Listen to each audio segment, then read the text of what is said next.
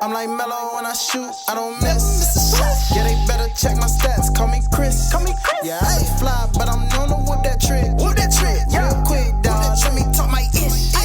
Real quick, dog, let me talk my ish. Real quick, dog, let me talk my ish. Real quick, dog, let me talk my ish. Real quick, dog, let me talk my ish. Yeah, I'm feeling unleashed, call me Chris. Greetings and salutations, ladies and gentlemen, boys and girls, non-binary pals, baby mamas, baby daddies, and everybody in between. Welcome back to the Gresham Leash podcast. This is another installment of Talking Ish with yours truly, Joshua Gresham. Joining me is a man who has been pretty much the talk of social media, wrestling Twitter, if you will. He is one of the funniest guys you will ever have the opportunity to chop it up with because he keeps it real no matter what. He is the echelon of advocating for CBD everywhere. He is none other than Sloan, representing the Suzio podcast. What's up with you, bro? You know, it's great. Great to be alive. Ain't much going on today. Just eating and drinking. Hey man, that's the best kind. Like that's literally what I just did. I had American Deli 2 days in a row. Yeah, I ate ribs for like 4 days in a row, and I was happy about it every time I had it. Hey man, like, ribs. Like, how do you cook your ribs, man? Like, how do you? That's what we're about to start off this All right, conversation. Like, how you if we cook your come on with ribs? barbecue, it's my ribs are mustard based. I put a mustard base on to bind the seasoning, and then it's I like cinnamon on my ribs. Cinnamon, I never had that. Yeah, so coated with cinnamon and your regular pepper, salt. I ain't gonna get into all my I seasonings. say, let me write that shit. I ain't gonna get into all of them, but I like to smoke my ribs offset of heat. So I got a double-sided grill. So I put ribs on one side, no heat, and then drag the smoke across it for about 4 hours. Then I'll wrap them for 2, and then that sounds like something I would do too. Like like whenever me and my dukes used to grill, like she would grill, like she was a griller, like she loved that shit. Like she pretty much put a hole in the grill out there. That's how much she cooked that shit out there. Right. Like I think we got our grill at I think it was either Sam's Club or Walmart. And it was one of those high paid grills. And if I go out there now, that shit got like 3 holes in it because she grilled that much. I feel like it was every weekend her ass was just grilling. Yeah, But it's the easiest way to eat without drawing heat in your house and running up your electricity bill. Because the way we used to do it was we boil the ribs first to kind of thaw it out a little bit, and then we will wrap it, and then we'll let it sit on the grill to like kind of moisture a little bit more, and then we'll take the foil off and then let the charcoal taste get on it before we add the barbecue sauce. Pretty good. And she seasoned the hell out of it. Like one time we put some Slap Your Mama on there.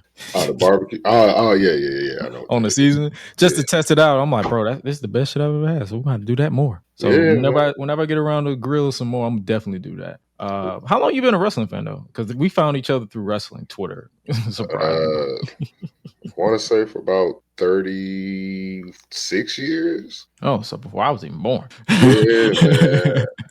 My grandfather introduced me to wrestling. My great grandfather introduced me to wrestling. I had broke my hand, and actually my cousin's mother accidentally slammed my hand in the car door. And I was in Greenwood, Mississippi, and it was one of those big Lincolns. And I was leaning my head in to talk to my grandma, and my cousin's mom didn't see my hand, and she closed the door, and it almost broke my hand. But me and my grandfather, he shot me back to the house. My grandmother, who was a nurse, she looked at it. She was like, it's not broken. So at that time, Mid-South Wrestling was popular, or I think it was NWA. I can't remember. But he set me in his lap. And you know how all black families got that big wooden bowl for no reason? No reason. You just we don't still know got why. it. I got one downstairs. He had me put my hand in it, and I'm sitting in his lap, and Big Goldie is coming across TV, and Ric Flair is on TV. And my grandfather said, that's the dirtiest motherfucker in the game. And I've been hooked since then. Yes, sir. And he lived that gimmick. Yeah. Right. But nah, man. What got you into wrestling? Honestly, it was like 1999. So I was what? 4, Sweet 5. Jesus. I was Sweet 4 or Jesus. 5 watching it with my older brother.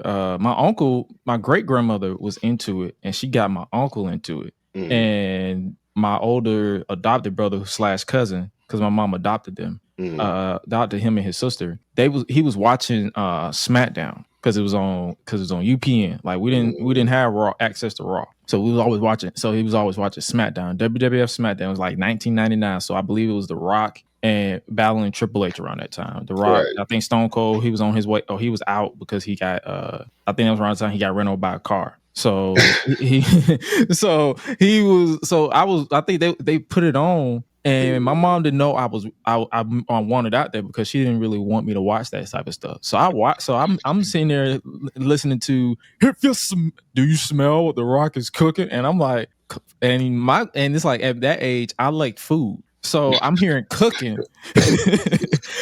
So I'm like, wait, who's cooking?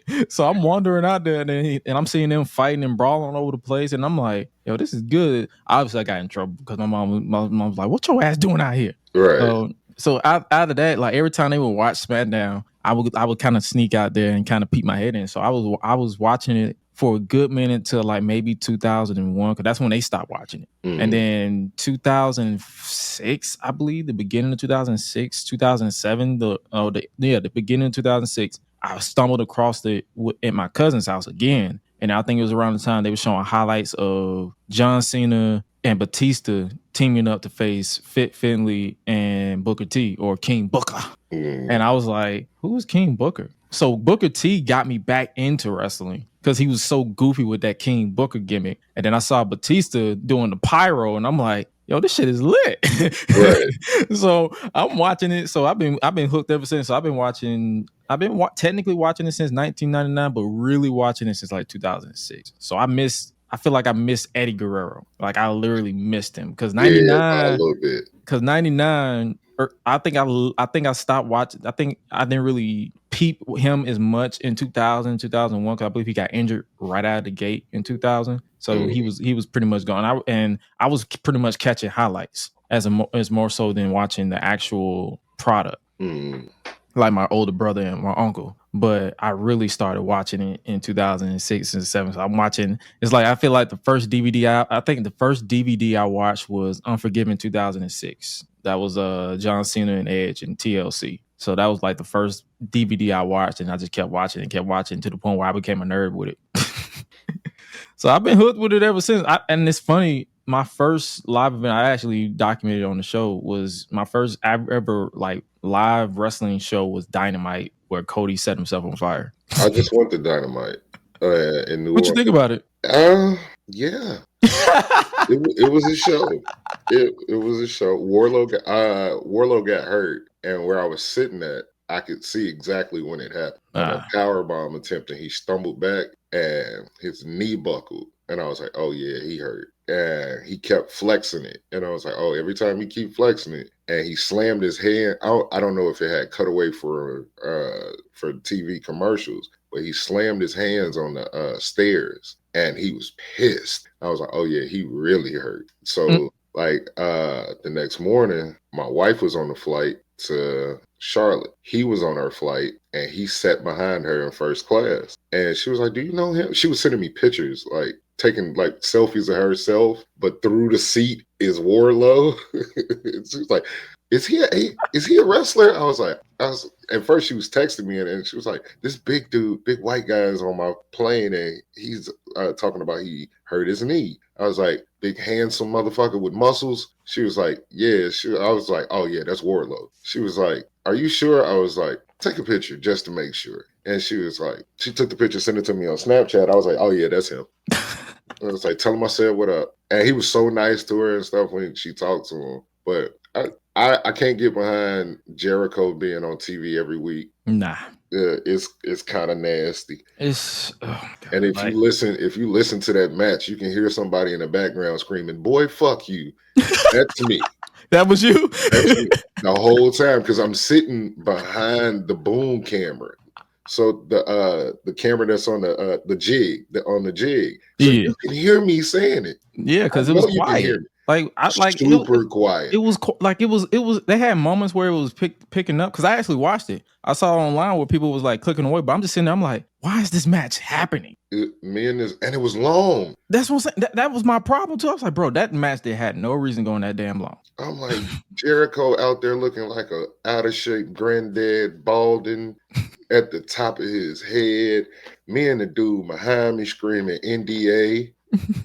Like, I'm surprised they didn't throw us out. It wasn't only but like 2,200 people there. That's probably why. And that was the thing. AEW, I don't know if it's because they running it right behind a Raw, and that might have affected they ticket sales because a week prior to that, Raw was here. Yeah. So and Raw tickets are expensive, and That it don't matter how much. That could be it because that's the same thing. That's the same problem TNA ran into. Because remember, at one point TNA was running a pay-per-view right after WWE did their pay-per-view. As far as like, so they was wondering why their buy rates was so low. I'm like, you're running a $30 to $40 pay-per-view right after we had to pay $50 for WWE. I've never paid for a pay-per-view. Oh, I know. Me either. But I'm just saying, I always got it free. I know people. So it's like I always got it free. So in some way, shape, or form. So and that's the crazy thing because I'm like, TNA can't feel where where AEW was, because AEW wasn't where WWE was. WWE was in the Smoothie King Center. AEW was in the UNO Lakefront Arena, which is a 10,000 seat arena, but they only did maybe 2,000 seats. Yeah, I don't know where TNA is going to be, and then MLW is talking about they're coming down too. So TNA will be here in February. I'm like, MLW is coming after that. I'm like, where are y'all gonna run y'all shows? And it's not even just about where y'all running the shows. Wrestling right now, I don't know how to explain it. It's like it's after interesting. The strike. Yeah, it's like after the strike is interesting, but it's not like moving me to go buy a ticket. It's not for us though. We're not the target demographic no more. I said this before they announced the strike. I said wrestling is coming back, and everybody's gonna start coming back to wrestling. Mm-hmm. And it's slowly but surely happening. It's people calling me that haven't watched wrestling in decades. Bro, same. Who is this Cody Rhodes dude? And why does everybody like him? And then I got to explain that. And then my mama called me. She said, baby, who is the girl with the drink? I said, who? Bananka. I said, Bianca Belair. She was like, yeah. Mind you, my mom is almost 70 years old. Bananka. And she's like, yeah, with the long braid, baby, I like her. When y'all friends?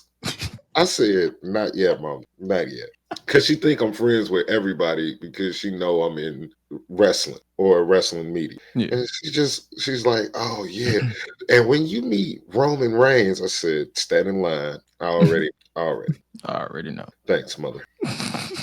Same thing with my uncle. Like my uncle, now that seeing this, he knows I'm involved. Like and I be having wrestlers on the show on and off. He'd be like, "Yo, so do you know this person? This person?" I'm like, "Yeah, I know of them, and I'm pretty sure they've seen my name cross their timeline a few times, but we're not buddies like that. Come on, dude. I act like everybody don't know me. Mm-hmm. I would be surprised when somebody be like, "Yeah, I know you." Oh, wait a minute, dog. How? Like for real? For real? And then my my brother, he was like, don't be surprised when people know you. This is what you wanted. I was like, you got a point there. It comes with the territory, I guess. And honestly, it's like, I think the reason why a lot of wrestlers are comfortable around me too is because I don't fanboy. Right. And I smoke a lot of weed. Yeah. So it's like I come correct. And if you don't mess with me, you don't mess with me. But it's like at the end of the day, I'm not out here trying to chase you or trying to be a super fan like most people. I don't want you to get the idea that I am trying to be one. It's like I just want to be cool with niggas. Mm-hmm. Is y'all in New Orleans? Pull up. Facts. Y'all pull up to the crib, come through. I throw something on the grill or some shit. Like, come chill. I want them to know, like, we cool. You got a safe zone here. Mm-hmm. When you feel like, damn, I can't be at the hotel, motherfuckers up in the hotel. Yeah, you got a homie here that don't nobody know where he live at. And then if they do know where he live at, they know he got dogs and guns. So you not just gonna walk up on his crib. Facts. So it is what it is. And you get some guys that do hit me up and be like, let's go grab something to eat. Cool. Yeah. I've already bought my ticket, so I'm gonna be at the show. Mm-hmm. And that's where and that's where a lot of people be trying to like throw in your face. They'd be like, "Oh, so what you have to do to get your ticket?" I'm like, "Oh, I bought my ticket. Right. I'm just here. I just so happen to this person actually finds me cool to hang around and find me funny. So they be like, "Hey, you want to go to Waffle House? Because if you're in Atlanta, you already know if it's 2 a.m., our We going go-to to is Waffle Waffle House. We're going to Waffle House. Like that's not a. They thought that was like a joke. I'm like, no, dead ass. We go to That's Waffle dead House. ass. My brother live in what is it? Powder Spring. So I'm always out there. I've been coming to Atlanta since my auntie living in what's that? Off Lake Lanier. She got a house right off the lake, and she had a condo right across from the Coca-Cola plant. So I've been coming to Atlanta since the 90s, and that's always what it's been. I love Atlanta. I don't like Atlanta now. I just had this conversation with my brother Henny when I was with him. Was it last week? So when I got my tattoo, I was with him and we was having that conversation. I'm like, bro, these new Atlanta niggas are soft and stupid. See, I haven't been in Atlanta like that in about 10, 15 years. As someone who's been here all his life, excluding the few times that I lived in Dallas and Florida, or was it which part of Florida? Orlando. Then yeah, it's not the same from 10 years ago. They are worse. Like 10 years ago, Atlanta, I didn't like going to Atlanta because it was fake Hollywood. Like, it's worse. Everybody thought they was somebody or thought they was plugged here, and I was like, no, dog, this just sound too good to be true. Atlanta 15 years ago was solid. Atlanta 10 years ago was when was where I blame Tyler Perry for this. Was where Atlanta got too big for his britches, and Atlanta now it's like everybody wants to be woke as far as like they always have an opinion but still be sensitive about the littlest things. That is like, is it really that deep, or are you just mad for likes? That's just the world, though. They are worse. Like the stupid stuff that you be seeing on tour, they be like, "Oh, you from Atlanta?" They literally think that shit, and that's a problem. I experience Atlanta a little different than most people because if I'm going to Atlanta, I'm going to restaurants that's either owned by my homies or somebody I know is the manager or something like that. Like my boy owned Prime on Peachtree and Prime Cigar. They right next to each other. I know what that is. He owned that and the Boiler Room Atlanta seafood. Oh, dope! I think I ate there once. Fire. Every Fire. time I come to Atlanta, I'm going to Boiler Room if I can get in. But I text my man like, "Hey, yo, I'm in town. What's up?" And I don't want no special treatment. Just get me a table. Right. That's all I care about. I don't want no discount. I just want to support my homie and go home. And then I can brag to people back in our hometown and be like, yeah, the homie on. He doing his thing. He doing everything he said he was going to do when he left this rinky-dink ass town. Tell me about New Orleans, because I'm not from New Orleans. I'm from Illinois. Not in New Orleans. I mean, you're in Illinois. Like, tell me about like growing up where you from. Because the reason why I say that because the last time I was in Illinois, as far as like living, like not living, like being through there, I was like 5. I'm from Chicago. Oh, okay. West Side to be exact. But I grew up in this smaller town 2 hours south called Champaign, Illinois. University of Illinois is there. And actually that's where Tony Khan people, they own a plant down there called Flexingate. And that's how I know the Khans. Because it's a small town. It's less than 100,000 people. Well, when I was growing up, it was less than 100,000 people. Everybody knew everybody. Yes, he was always like the way he is because we're the same age. And like I've met him once and we've been in the same crowd a few times, but he's quirky and everybody says he's on coke and I run with the joke, but that's just him. That's just him. He's just awkward. He's just a rich kid, socially awkward with a lot of money. Yeah. I just run with the joke too, but in reality, I'm like, ain't no way this man is on drugs and running multiple entities. He may drink a lot of energy drinks.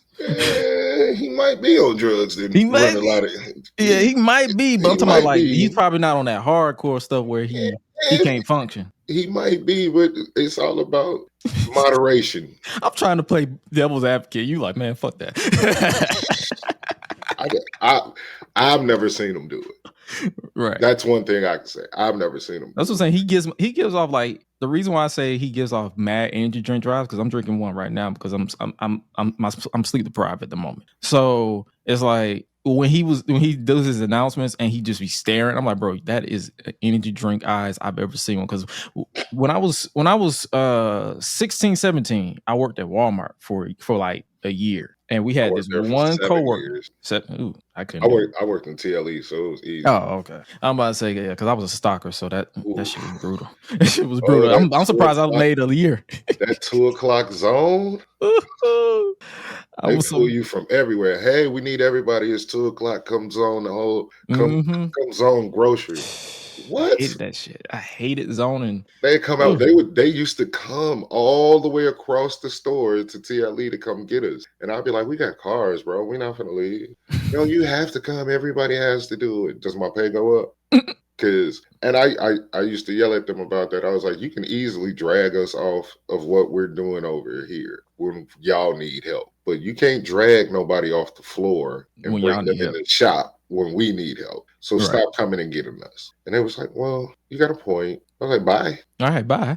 Because my when I was there, they added luggage pickup to where you had to go get the buggies or the carts. Oh man, that was the best part. Now I'm talking about like on top of making sure we get our shit done. So I'm like, you're adding to my workload, and my pay is not increasing.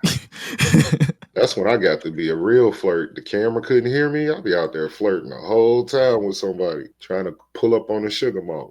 That was me. I ain't gonna lie to you. That was me because around the time I cut my hair to where I was bald. They love rubbing on my head.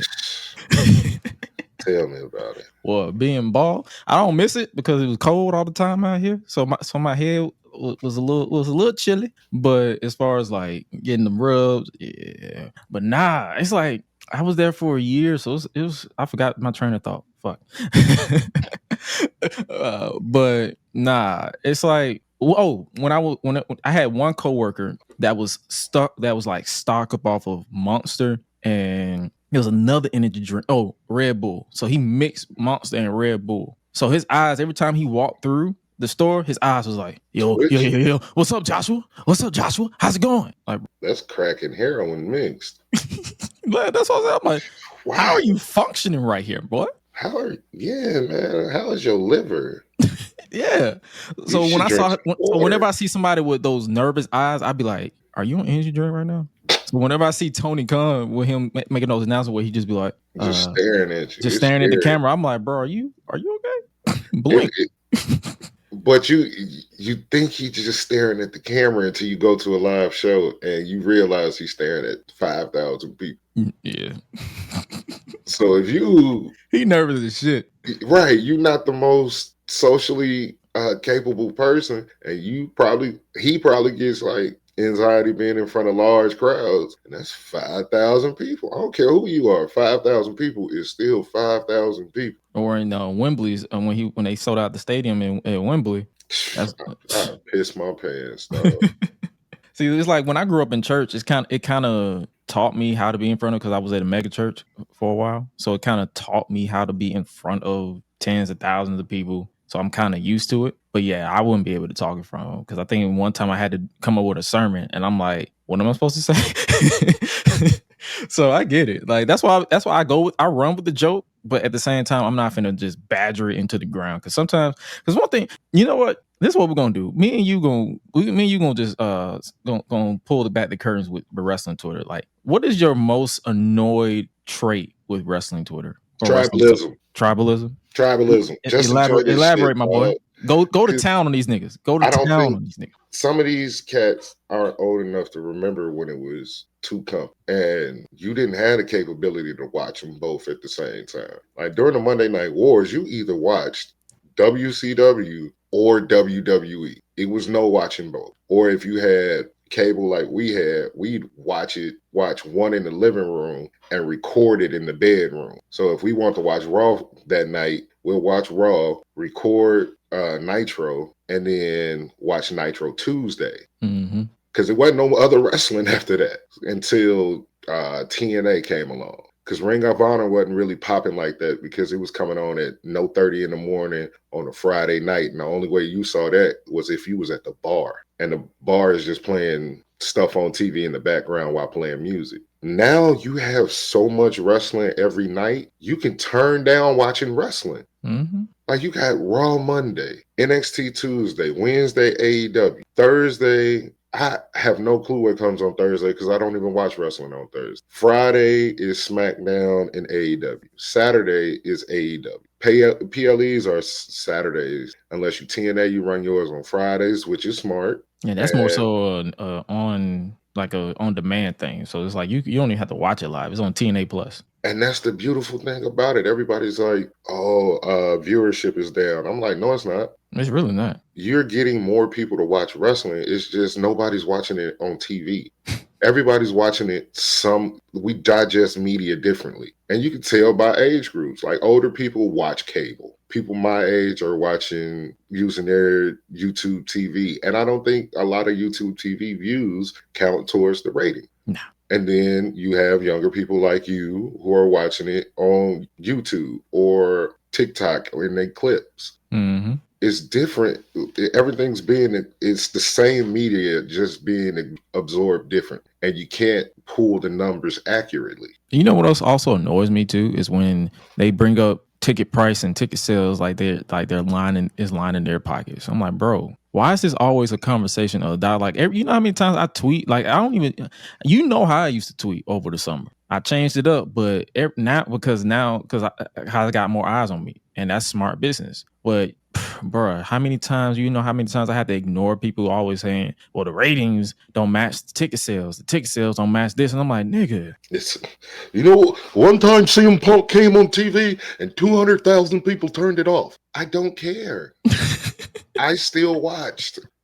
Did you enjoy? I was there. You be like, did you enjoy the product? Like, did you enjoy the match? No. Why are we having this conversation? Okay, why didn't you enjoy just tell me why you didn't enjoy it. Yeah, that'd be my immediate question. And then they don't ever give me. So it's like I'm at that point now where I'm just like, all right, bro, you got it. I just block people and keep moving. Yeah, because I'm like, you got it. Because I already know, especially if you're hiding behind a profile picture that is not your picture. I already know for a fact that this argument is not going to be constructive. So let's just block and keep it moving. I just be like, you got it, champ. You got it. Some dude argued with me for like 3 hours that Brock Purdy was an elite quarterback. And I just was like, dog, you got it. For like the last hour and a half, you've been talking to no one. But yourself. Like, dog. Don't you love it when don't you love it when they say something and then they add to the tweet and then add to the tweet? So it's like you're in my notifications talking to yourself. I sometimes when I argue with people about sports on Twitter, I understand what it's like to be a bad bitch and have niggas in your inbox talking to themselves. I'm not finna, dog. I'm finna put my phone down and go play PlayStation. Move. Like, yeah. Look, I have companies to endorse. Dr. Dabber. Ding. Luke Belair champagne. Ding. Shout out to Jail Blasters. Sushi Sports just got Jail Blasters as a sponsor. So I got other stuff to do, dog. Like I'm trying to exactly. I've increased my business. Like as far as like I'm literally a man of one. Like I've expanded my business, so that's why you don't really see me getting involved in a lot of like you be inviting me to spaces sometimes, and I'd be like, damn, I would join, but shit, I'm in the middle of another show and another show, and like I literally just finished a show yesterday, and I'm finna get ready to go to one on Sunday all the way until next Sunday. So I'm like, dog, I don't have time to go back and forth with you on Twitter about wrestling that it does not pay me. Like I like the theme song that is behind this podcast says I make money on my own dime. That's a shoot.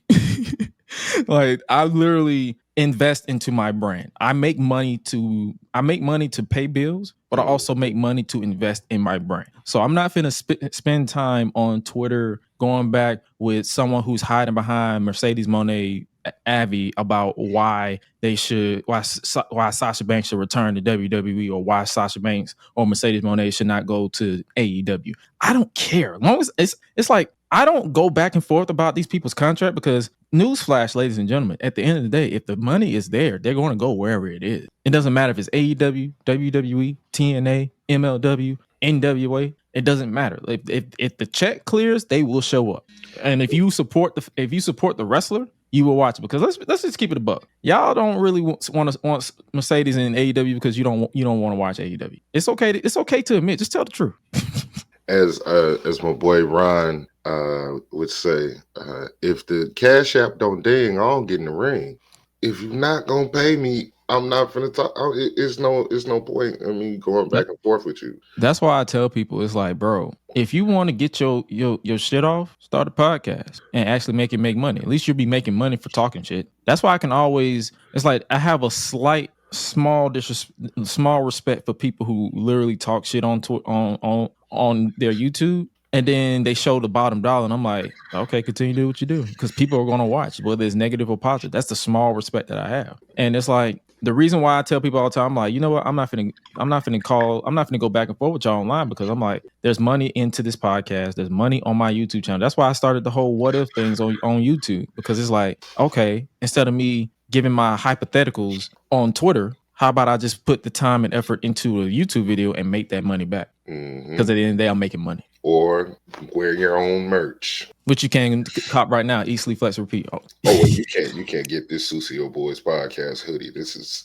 for cast members only. But we are working on merchandise right now.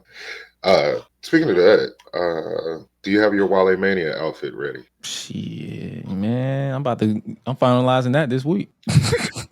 I thought I was the only one that's got it done. Nah, it's like I'm trying to determine, because when I was doing laundry, I've noticed I wear a lot of black. So I can tell you this right now, my Wale Mania outfit's gonna be black. All black. All black.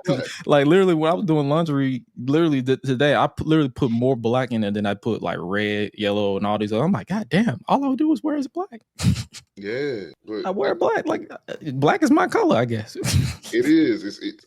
You just don't care about it if it get dark. Like you could just be like, all right, cool. Like, it's all good. Unless it's ketchup, because ketchup has a tendency of showing even on black. You can, like if you got the eye for it, you be like, yeah, that's ketchup. And then you be like this, you can bleach it and do all creative things like that. But you know, I sent my shirt to my brother-in-law.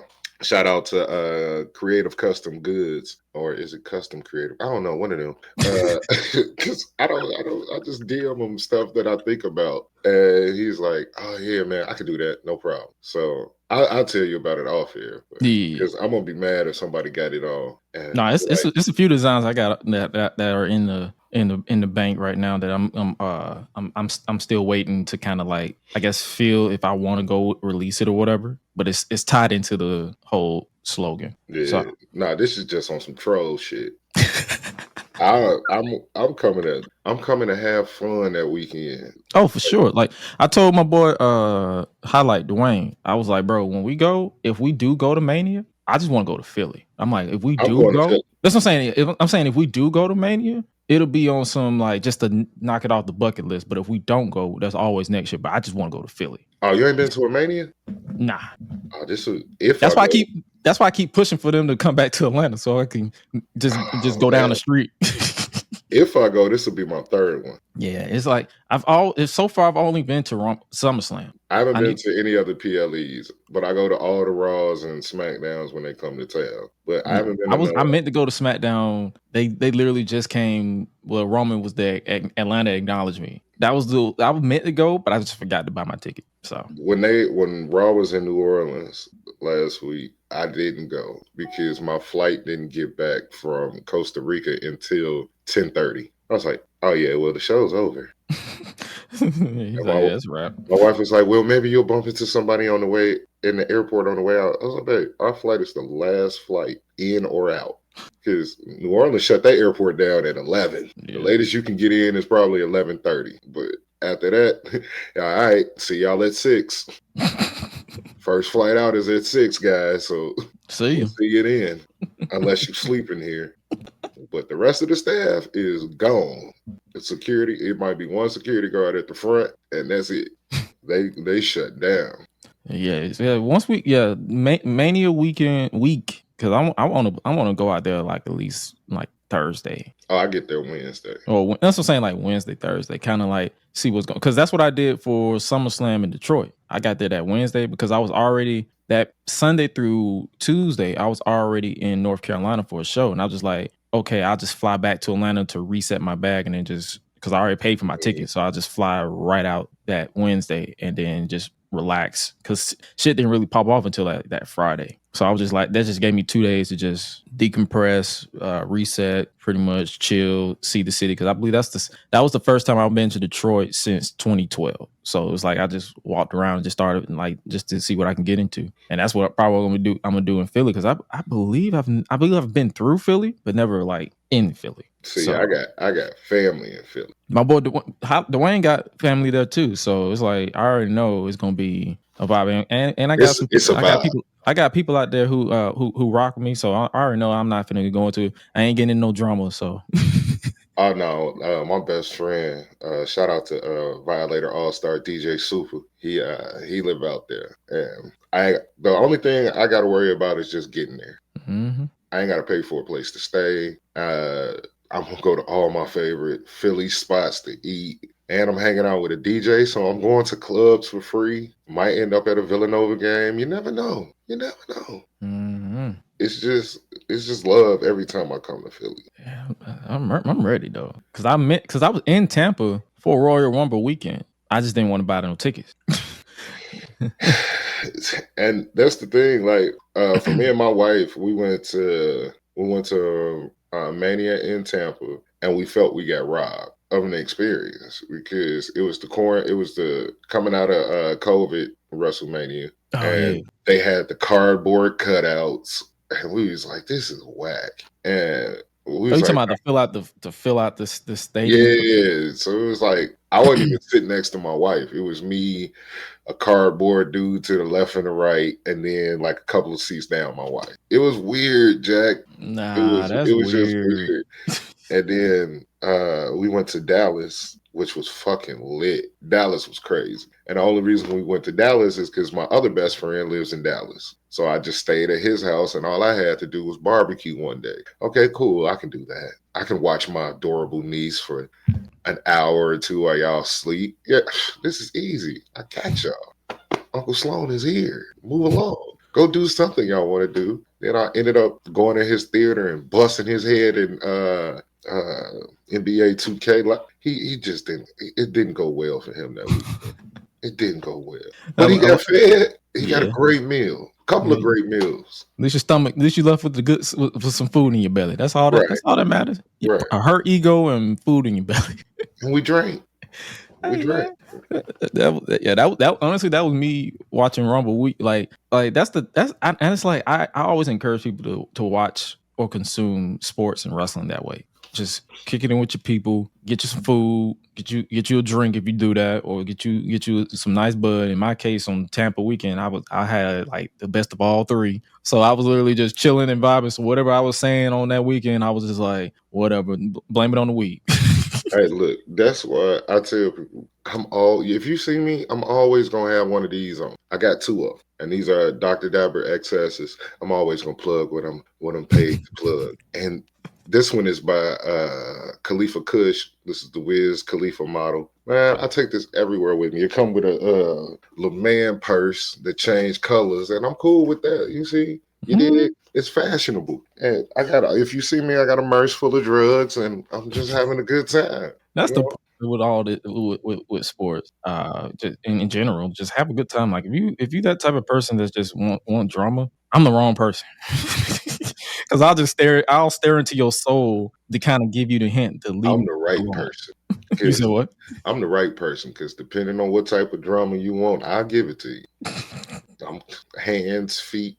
You can get your ass whooped depending on what shoes I got on. Oh yeah. If I got on some nice Jordans, I'm really ain't finna argue with you. I'm gonna let you meet my Stand to the I'm gonna side. let you meet my second oldest brother. His name, his nickname is Dragon, but he's always rocking high top Air Force One. I like his energy already.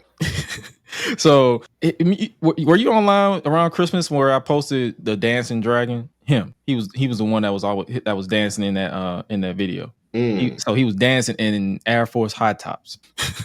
His ankles was well supported. Yep, and like so that If you catch weekend, me in Adidas, I will beat your ass. in my case, if you catch me in my what shoes? If you catch me in my black Nikes, it's a wrap. Yeah, any Nikes outside of Jordans, you safe. I mean, any Jordans, you safe. Anything outside of Jordan, I will beat your ass in. So put it this way: if I'm rocking my black Nikes, I'm You looking came for a for fist violence. fight. You came I'm for look. violence. Yeah, I came for violence. If I'm rocking my Nike sandals, I'm just gonna shoot you. Because If I got my Jordans on, you're getting shot. You're getting shot. So if I look like there's a hostile situation and I'm rocking the sandals and it's just casual, that lets you know I'm not here to fight you. I'm just here to just end you. But just know, in these hoochie daddy shorts is a Glock 43 with some knuckleheads in the chamber. What's your favorite gun? Because right now what's standing behind me, what's standing near me is my Glock, and I love me a shotty. Right now it's my Glock 43 because it's just my little handheld, quick thing. I got a laser point on it, and it's a Batman. I switched out a lot of the stuff for Batman decals. So that was my first gun that I actually did all my modifications on myself. My favorite gun is actually my Smith & Wesson 9mm. I call her Edna because old bitches hold me down. And my Batman Glock 43 is Bubba, like Bubba Watson. Bubba Watson he used to drive the 43 car. So I don't know if he drives it still, but you know. Man, it's like if I don't have my guns near me, just know I got the knife on me. Like my brother, he gifted me. So Christmas, you know how you give people clothes, gift cards, whatever. He was like, "Hey, bro, you got a check bag, right?" I was like, "Yeah." All right, here, Merry Christmas. Nigga gave me a nice little pocket knife that can flip into a forearm knife, but then I flip it right back into a pocket knife. I'm like, nigga, thank you, but like, damn. So it's like now. So I have one brother that is a knife specialist, even though he knows every technique in the world. So like that's why I always tell people, I'm like, yo, he is a bragging fighter. Like he loves to he'll talk shit with you. Like if he rock with you, he'll talk shit for you, but no, whoever is your ops ain't coming back. Because that man does not. He smile with it too, so you feel like you fighting the Joker. I'm like that. Like as long as I'm talking to you, you cool. When I shut up, your life is in danger because I'm figuring out how I'm going to hurt you. Oh, you sound like me too. I'm as soon as I shut up, I'm like, all right, he leaning too close. I'm finna chop him in the throat, knee him in the stomach, elbow him in the face, and I'm going home. Or if he's done too much, I know if we got search to come in here. Oh, we ain't getting search. Oh, they got a wand. Finna tell them straight like I tell everybody anywhere I go, so I can get my metal pink. My Dr. Dabber has a little pen version of this that's solid metal. So I tell people, I tuck it in my hip and be like, hey, yo, I got a plate in my hip. And they'll run the thing over there, and they can't see the actual the pen. So I would also tuck this pocket knife that's about that long around it, and I'm like, hey, it's all right here. You can't see it. So then they'd be like, oh, okay, come on in. Try me now. I'm finna gut you like a fish. Yeah, because I ain't been fishing in a while. So speaking of it, yeah, I do need to go fishing. Like, what's your favorite sport outside of like what's your favorite side hobbies? Because mine is fishing and dance. There's two different those are two random combinations, but hey, it works for my mental. So smoking reefer. Oh yeah. How can I forget smoking reefer?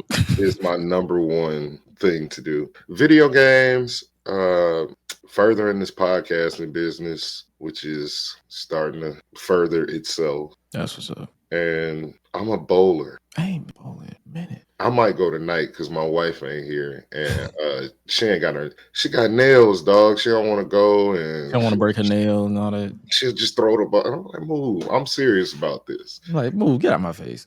Like, and Top Golf. If Oh, it's Top Golf, I'm going. Top Golf. Like, yeah, I've been there 3 times. Except for Vegas. I'm never going to Top Golf in Vegas again. What's the story there? Dog, it's like $95 an hour. Yeah, dog, $95 an hour to go to Top Golf. They ate up all our love because we got a Top Golf account and we put like $200 in there and leave it in there until it run out. Because you can go to any Top Golf in America and your $200 is still there. And it'd be like $20, $30 an hour to go. Because we go on like Tuesday or Sunday when it's half off. Right. And like, yeah, that's cool. $95 an hour. Shit. I was like, hey, shorty, you want to go home? You want to go back to the room? It was $95 an hour? No, not for that. That's 3 games. That's 3 games at the one in Baton Rouge. Man, 95. Dog, I was like, no, sir. $95? It was beautiful though. It was beautiful because I see why it was $95. Hell You got no. like you got it's the strip is to your left.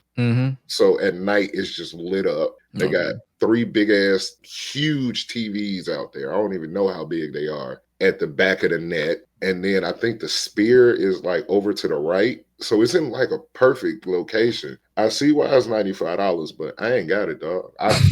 I got money, but I ain't got money to waste like that. It's like a lot of people confuse like when you have money, that don't mean you out here trying to spend every goddamn like because I got money, but it's like because I paid my rent, I paid everything, and I'm still good, but I'm not good enough to where I'm gonna be like, all right, let me do a giveaway or some shit. I'm like, nah, fuck that. I like to keep my money in the bank. How do you think these rich people stay rich? They have to give a certain amount away. True, but still, they still stay rich because they don't be out here balling. Look, a lot of the stuff I get, people would be like, dog, you always flying first class. And I was like, because I stay with the same company. I have loyalty points. So and I also have status. And my wife has ultimate status because she flies so much. We book the flights through her on her account. And I get her status because I'm with her. We'll get bumped to first class for no reason because first class is empty. And we're like 3 and 4 on the upgrade list. Because every airline you fly with that has a first class has an upgrade list depending on how many seats were sold in first class. Then it goes in priority rate. And my wife rarely is below 5 on in any list unless we go into like big cities like LA, New York. We get first class a lot. We used to get first class a lot to Miami because we was living in Florida. But they were like, how do y'all do that? And I was like, we build status. All the cars we rent through one company. We stay with one hotel brand. You build loyalty points. Then they give you free nights. Or they lock in your status to where you automatically get upgraded to better room. Like when my wife check in to hotels, it's like, welcome, Dr. Kettering, on the TV. They had the little notes in there with her name on it and stuff like that. I was like, they kiss your ass. To the point, my flight to Philly might be free because American just gave me a $200 credit because I had to cuss them out on some racist shit happened. Some shit that I thought was racist happened. And the lady agreed with me. She was like, just here's $200 credit anytime use. Thank you, ma'am. Oh yeah, that's the one you tweeted about. You was like, some racist shit, right? Yeah. Yep. American got right in my DM. What happened, sir? This is what happened. And somebody stole my motherfucking headphones. And somebody did steal my headphones, which I'm pissed about. And I got a complaint. I got a lost and found complaint going with them too. So look, like complain. If you feel like you was done wrong, complain. They will throw anything at you, not for you to shut up. Exactly. Especially if you black. They were like, oh no, we don't need this publicity right now. We do not need a Negro with 80,000 people on his social media to hear what he has to say about us. Because I will go live and play victim. Oh my God, I felt so threatened. Sir, you're 6'2", 300 pounds. I still felt threatened. God. Oh, you act like I can't be scared. Just because I can whoop people's ass for free don't mean I'm not scared. Oh, I was so terrified. That's why I was so angry. Your terror makes you weak. Mine makes me strong. I allow why they call me David Banner. I don't want the hope to come out. But that person accosted me, and I fear for my life. I'm fighting for my fucking life here. Right. They be looking at it and be like, nigga, shut up. Y'all get that on tape? Somebody got that? I got that. Cool. Bet. But he was so truculent and abrasive before. Now he's meek and upset and mild mannered, and he speaks so softly. Before that nigga said he's the juggernaut, bitch. He said, fuck y'all talking about. Fuck y'all talking on Phonium grave. We don't even know who Foe is. Why would he put it on that kid's grave? Guy didn't do anything. He wasn't even there. It's just, they be wilding. I'll be wilding. Oh, me too, because I be traveling so much. I be like, niggas be thinking, that's why I be laughing when people be like assuming that I live and breathe or they know my life or know what I do. I'm like, bro, I be sharing rooms with people y'all be fangirling over. So, and that's not even just wrestling. Like people, like I just started to the point where if I see it, I just say fuck it. I'm just gonna share it. If people catch me candidly in the middle of a show, like a couple weeks ago, I did a BET award show, and they kept catching me with like in action or working on something. I'm like, damn, y'all always catching me slipping. And people are like, bro, you worked at you met Kiana Lede? Yeah, and she's just another person. She's just talented as hell. I don't even know who that is. She's another singer. So that's what I'm saying. It's like she's one of the young. She's like I think she's borderline millennial Gen Z singer. See, I don't even know what that when they get to putting millennial. I still think I'm a millennial. I don't know. I saw the millennium. I don't know how it works. I really don't know how it works. I said millennial, not millennium. I saw it. I remember Y2K. I was there. I'll be lost, dog. Nah, I feel that too. Once you get to a certain age, you don't give a shit no more. It's just like, bro, shut up. Is it gonna pay me? No, okay, cool. Is my bills gonna get paid for me knowing this information? I got an hour to waste. I can do this. I guess I can talk shit on the internet for the next hour. Sure, I can do that. But yeah, it's like that's why I always be laughing when people try to like talk out their neck. That's why I don't even get offended no more. Because I'll be like, they don't know me. I don't know them. Usually, if they see me in person, they be nervous because the difference between me and them, I actually have my face online. So if you see me in public, you know it's me. Whereas if I see you in public, I won't even know who you are. Do you get people saying, "Oh, if you wasn't online, I'd beat your ass"? Oh, all the time. And all the time. I'm like, I really be like, dog, you say this like we're not wrestling fans and we're going to end up in the same place. That'd be my favorite too. And I'll be like, I don't know what you look like, and you kind of know what I look like, but security would get us mixed up with you being you and me looking like one of the wrestlers we pay to see. Mm-hmm.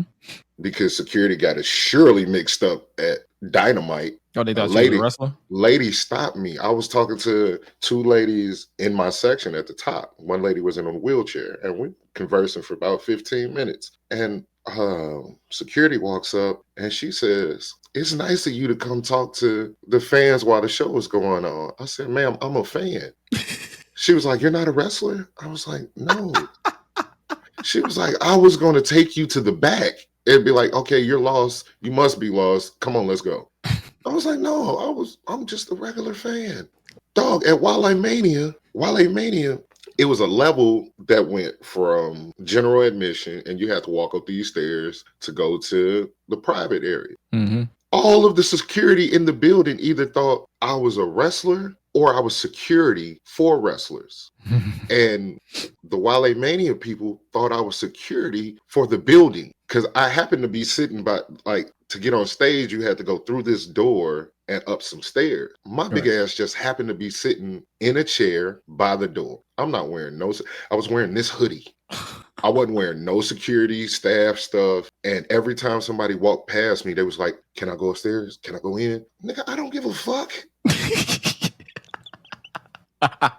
To the point, 2 hours in, security came and got the chair that I was sitting in because they was like, "Oh, he don't work for us and he don't work for them." Boom, they come take the chair. So I just go upstairs because the rest of the security thought I was a wrestler. I was like, my size pays at times. I'm about to say, well, the current wrestlers nowadays, they slim as me. So shit.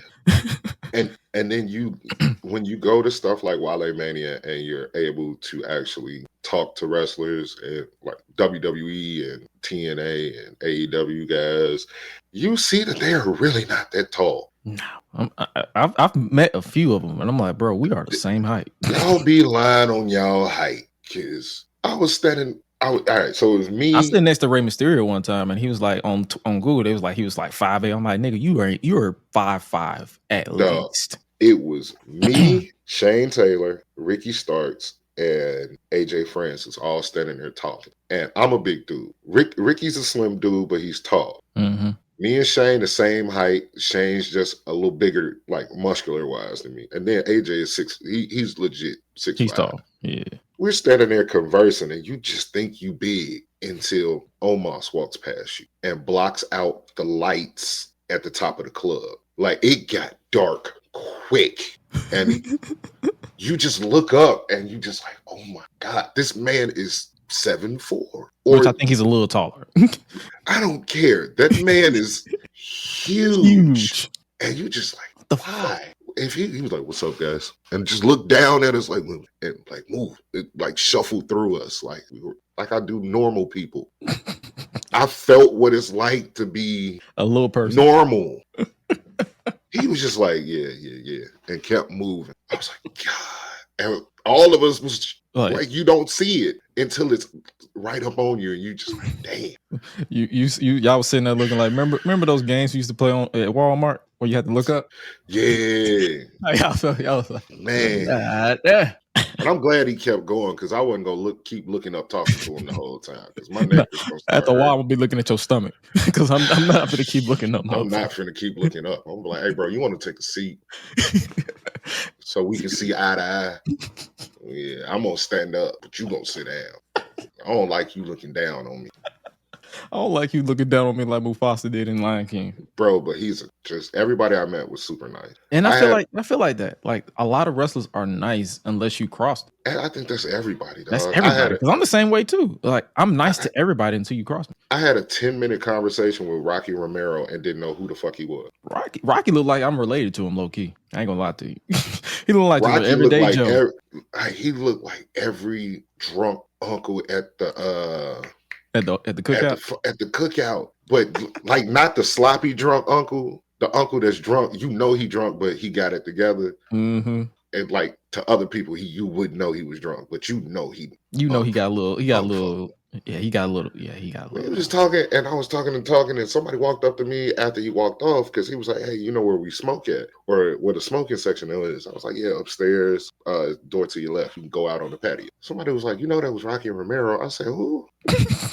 I thought that was just some cool dude, some cool wrestling fan. It was like, no, he's from he be in New Japan. I was like, oh shit, man, you know. Because granted, I don't know a lot of people by face. Like, I've been on flights with female wrestlers, and didn't know who the hell they were. Oh yeah, when it was flying out from Detroit, we called an early flight. We were sharing flights with AJ Styles, Austin Theory. Niggas was running them up, and I'm just like, all right. Like, I think I walked that. Like, I think my boy Dwayne, he walked past Austin Theory, and he was like, "What's up?" Like, they was like, "What's up?" and they just kept walking. So me and him have that understanding, like, bro, at the end of the day, they some normal people, like everybody else. They just on TV more. This is the thing. Like, I can't wait until I bump into one of them in like one of the private lounges in first class, or in because, you know, like, American has their own private lounge, Capital One has their private lounge in Dallas. I want to bump into them, because, like, when you go in there, most of the drinks are free. Like, the well drinks are free, and then you get food and stuff. I'm gonna walk right up to them and be like, hey dog, let me buy you a drink. And I want them to be like, you know it's free in here, right? I'm like, yeah, nigga. What's the difference? We still paying for it in a way. It costs $500 a year to be here. Yeah, so I'm saying you still technically paying for it. I'll buy you a drink, nigga. What you drinking? What you drinking? Shit, let's have a conversation.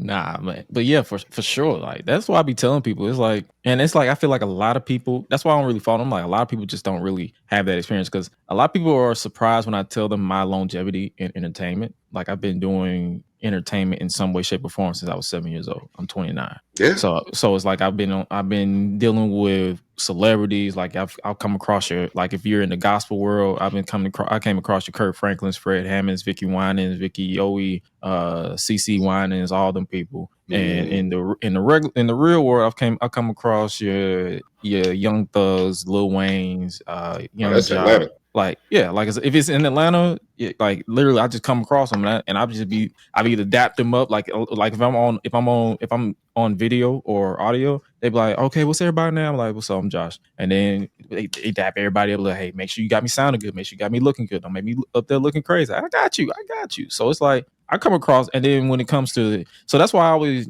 And it's like that's why I always tell people not to be braggadocious, but it's just like a lot of people in this space need wrestling. Right. I don't need wrestling. It's just something that I like to do. I'm like, dog, this is my third career in entertainment. Like before I was doing music, I was DJing in college. Mm-hmm. So when I was DJing in college, whoever was coming through doing a concert, guess who's the DJ? This guy. So then once I stopped DJing, I started doing security when I came back home from school. And once you want the biggest name in the city, in our little town, you don't want a security guard that's always on go. You want somebody that's more respected than anything. Mm-hmm.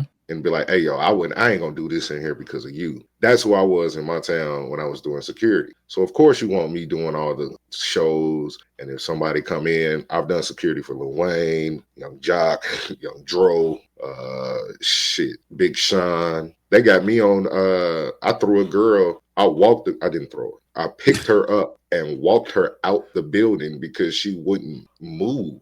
I'm trying to walk Big Sean somewhere and you standing there and we're asking you nicely and you're drunk. Man, you got to go. I get to where I'm trying to get Big Sean and I'm walking her in the air at the same time and hand her to another security guard to take her out the club, bust a left, me and Sean going somewhere else. Wow. They got me on World Star for folding a kid up during a MGK concert. He ran on stage and got hemmed real quick. I put him in the chicken wing. He was looking like one of those inflatable dudes.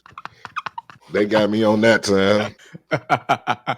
And like, dog, this is my third career in entertainment. I bump into people that I knew from years ago from something different. And they like, bro, you still doing this? Oh, I get that all the time. Or they be like, oh, you finally made it to wrestling?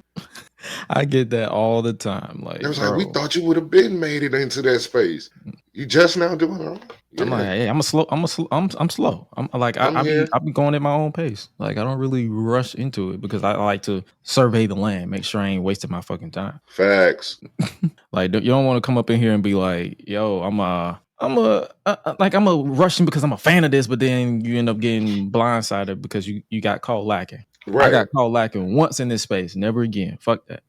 The crazy thing is, my boy Seahawk Cam, he always say, "Bro, you next up," and I don't listen to him. And I'm like, "Nah, I ain't. It's not like that." He like, no, you are. He said, "You next up," and I'm like, "Nah." And then the professor said it, and I'm like, You can add me to the list. You can add me to the list, my boy.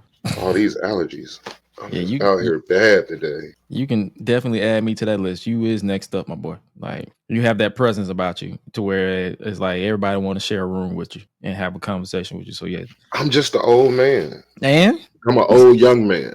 I'm about to say, you want an example. You want a wrestling example. Batista joined wrestling as an old man in the eyes of wrestling.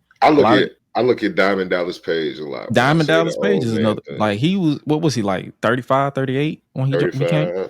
When he became a wrestler. 35 when he started training. And then he didn't really probably pop off till he was 38. I'm cool. I just want to be I want to do what Pat McAfee does. Just get that check. No, I'm talking about like what he does for college football. Mm-hmm. I want to do the same shit for wrestling. You get what I'm Ah, saying? Like how he's on the Issa, like during the SEC championship game, they have him mhm. simulcast. I want niggas to be simulcast during Mania, at Mania, reacting to Mania. Yeah, And WWE wants them there. I don't want to be specific to no company. I right. want to be whatever field I'm in. Like we low key working with the PLL, Premier Lacrosse League, and we want to do the same thing over there. We want to bring black kids into that space from the hood to see that, like, dog, you ain't got to play football, you ain't got to play basketball. You can go to school and play lacrosse. You can go to school and lacrosse is a black sport. Show them black people that was in lacrosse. I've never played lacrosse. Never played it.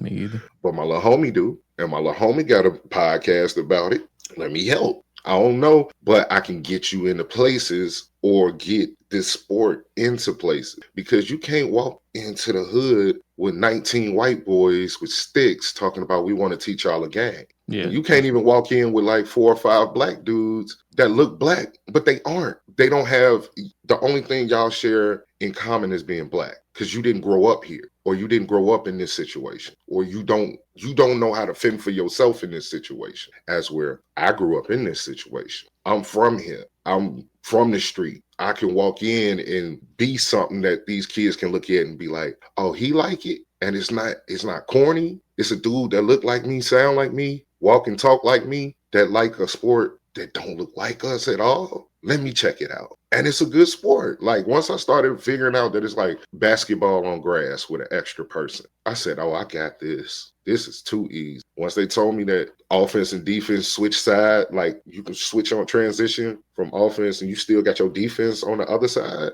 Mm-hmm. I was like, this is cold in a motherfucker. I want to be the nigga with the 6-foot stick that be knocking motherfuckers over on defense. Yeah, let me learn how to do that. Do you want to score? No. I came to inflict punishment. And you can do that. You can be the dude that just want to hit somebody as long as you hit them within the rules. That's true. And now we partnering up with certain people. There's a lot of stuff I can't talk about, but we partnering up with certain people. Dr. Dabber is my favorite company because they just give us so much because they know, dog, I posted a picture with the bag in Costa Rica with the beautiful backdrop and got 80,000 likes. 80,000 views on TikTok. On IG? Twitter. On Twitter. On Twitter. I didn't even put it on IG yet. It's like, dog, the companies trust you if you pull in numbers. If you can entertain an audience, and people don't know that I feel like that's the main thing. It's like, and they have money set aside.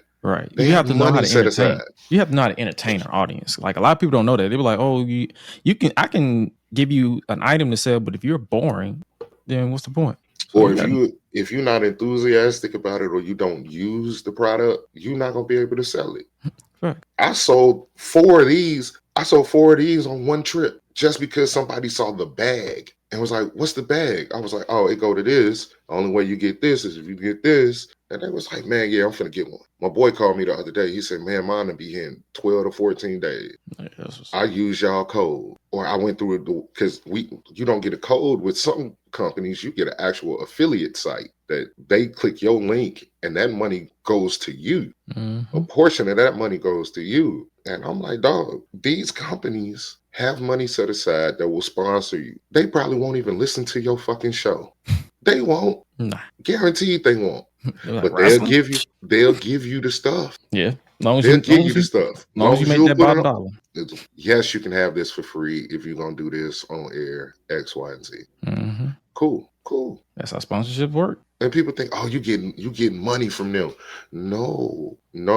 You got to learn this. I'm going to give y'all a master class real quick in sponsorship. Never ask for money. Because the first thing they're going to tell you is, we don't have the budget. And when they tell you, we don't have the budget, don't be defeated in that. Because they might not have the budget right then. And you tell them exactly this. I didn't want money right now. I want to build a relationship. Is there a way we can build a partnership to where we can do an exchange of goods for this? It's a bartering system, basically. This is who I am. This is what I do. These are the numbers I have. These are the people I reach monthly. This is the subscribers, X, Y, and Z. If they like it, they gonna shake your hand and be like, cool. Shout out to Jail Blasters. You know what I'm saying? It's companies that's willing to give you money or a product Because they write it off. It's nothing to them. It's a write off. Actually, they need you to do it because they don't get taxed heavily in the end. They write that product off as loss. Facts.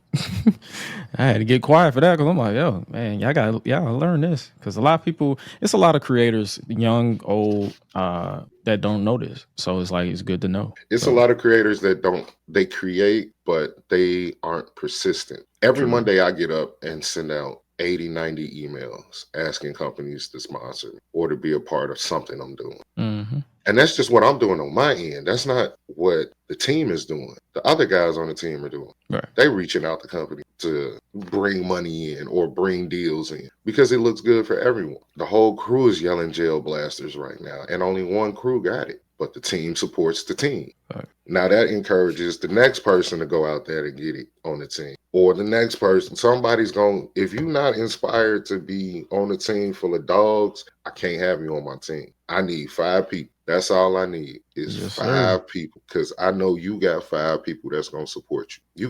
You know that right now, 10 people going to listen to this interview. Mm-hmm. And 5 of them going to be from me and 5 of them going to probably be from you. If you get no listens, you going to get 10. Because I got 5 that's going to listen regardless, just to support. And that's what you need. Facts. And it's this shit doesn't happen overnight. And that's another thing that I don't do either. It's like I don't obsess over numbers. I stopped doing that in 2019. I just put it out for the love of the game. And then if it grows, I adapt with the growth. Yep. Like I don't sit here and be like, oh my God, I'm getting a lot of numbers now. Or I'm getting a lot of supporters. I get a lot of wrestlers that want to be on my show, this, that, and the third. What I'm going to do? I'm like, no, I'm just going to step back, adapt in a timely manner and go with it. And and that mindset has been a success thus far. Like some people have this mindset they want to get big by default. I have this mindset is like I want to evolve as I get big. Organically.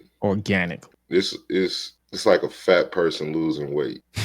I'm sorry, that's supposed to be No, because if you lose weight too quickly, the skin is all flabby and your body didn't adjust. It was too shocking. But if you gradually lose weight, your body adapts to it. You know what I'm saying? Yes, sir. And it fits you better. Some people, that's just how life is. Some people blow up and now your skin's saggy and your time is over. But as you gradually grow into fame or whatever responsibility you want in whatever field, it starts to fit you like a good suit. It's not rushed. And that's one thing these kids don't have is patience. They want it to happen right then and right there. They want that Ice Spice overnight success. They want the numbers right away, but then they don't want to do the work. Is it overnight success or is it I just got found overnight and now I'm a success? Because if somebody came to me right now and be like, oh yeah, I take off tomorrow. They'd be like, oh, he's an overnight success. Nigga, I've been doing this 20-something years. Grinding, like quietly behind the scenes. I like being behind the scenes. It's amazing to be behind the scenes. And that's why I put out that Fiverr, because I'm back on Fiverr now, where I do a lot of freelance stuff. And a lot of like whatever I do for my channels, I'm offering those services is because I said I told people this. I give myself another 3 years in front of the cameras, 3 to 4 years. And then I'm a surely focus on behind the scenes because I love producing. I love being behind the camera, or like I love studying the analytics of like what's working and what's not, as opposed to just being in front of the camera. Like I hear people.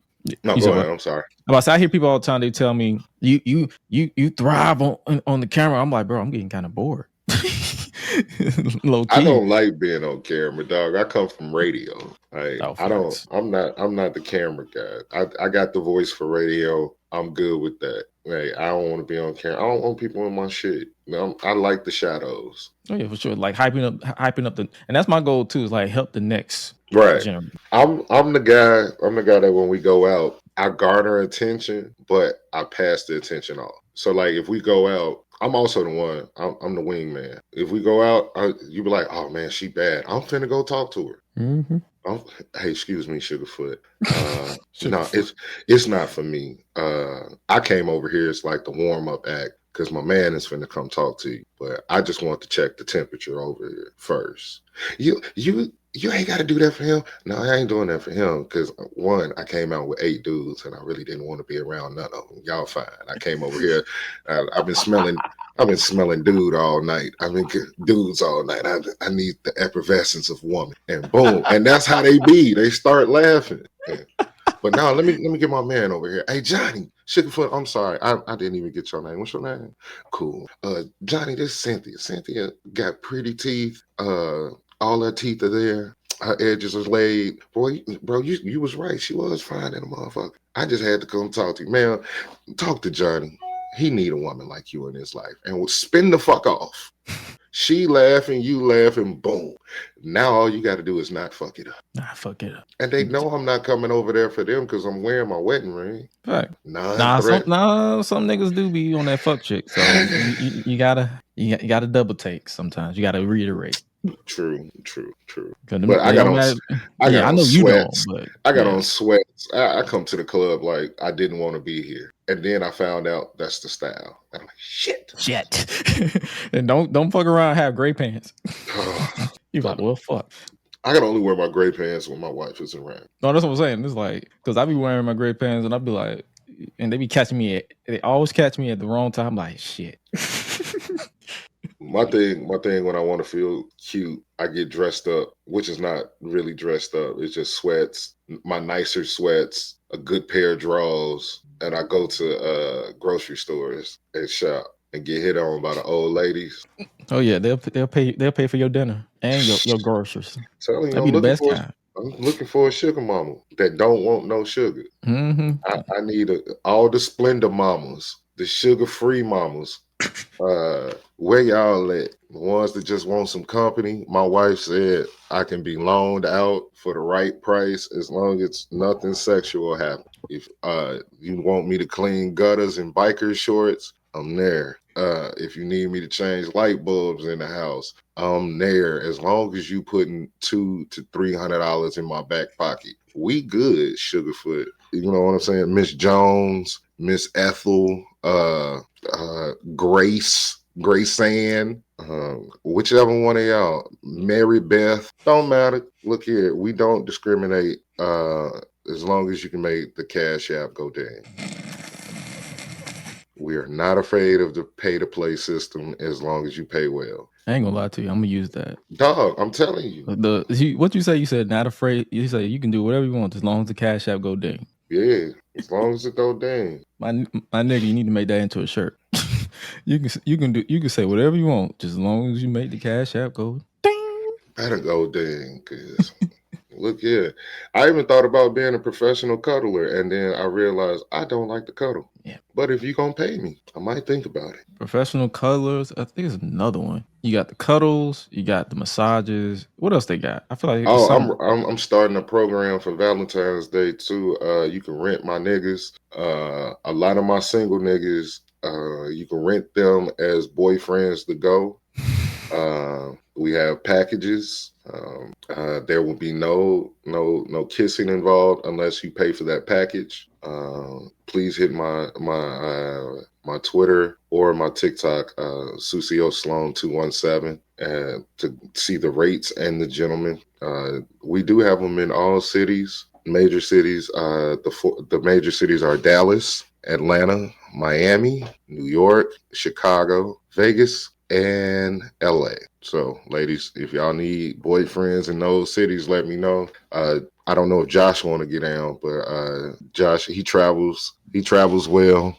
So, look here, listen. If you want to do something extra, you have to pay them directly. Mm-hmm. You can't pay me because that's prostitution. Yes, and we don't sex trafficking here like Vince McMahon. No, ma'am. That we only take donations given directly to the gentleman. Mm-hmm. That's for a tip if they give you a tip, or if you want some tip. At this point, I'm gonna do it. Look, if I was single, I would be. I'm gonna do it. I'm a tatted individual. I work out often. See, got a 6-pack selling on points. a good day, 4-pack on a bad day. I got a keg.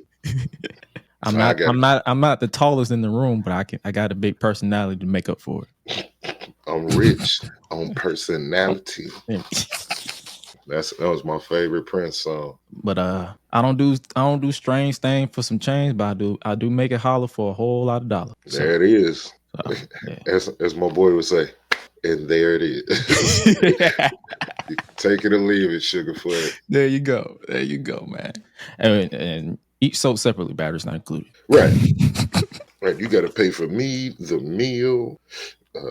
I'm the prize. I'm the prize. I'm the prize. You gotta pay for me the meal, the hotel stay if I travel, The gas. the gas for the rental car that I gotta get. And that's the crazy thing. Some of these women will pay. Mhm. I was like, at some point, y'all gotta stop thinking that y'all the prize.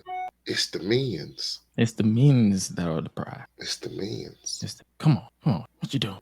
And to that one girl that was talking about low value men don't work as a postal, high value men that ain't no postal worker. Girl, you better shut up. You don't know about government benefits. That health plan. I've been trying to get back into the post office for years.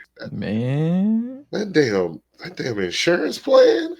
Boy, where else you know somebody making $30 an hour just to drive a car? I need some better insurance. So best believe I'm gonna be doing that shit. So, and that's another thing. We was talking shit about Twitter. What else?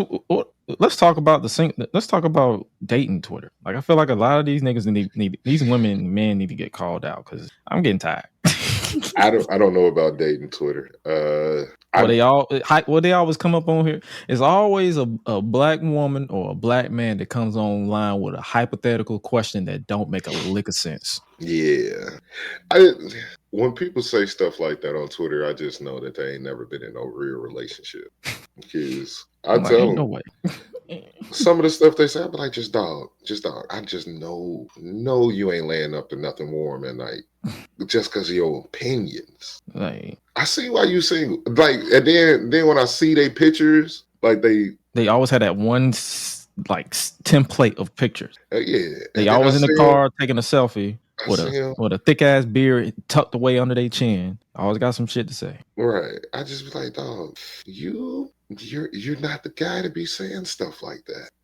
You're not. It's not you. What did one of the amigos say? CAP, cap, flag on the play. Flag on the play. Like, oh, that's cap. That's cap. You capping, boy. Don't play with me. You capping. I just like and some of the people you get around in public that be on these platforms like Twitter and in wrestling spaces, you get around them in person and you just be like, dog, you're not that guy to be saying that. You're not. Like, you're why not would that you? Nigga. Why? You're not that nigga.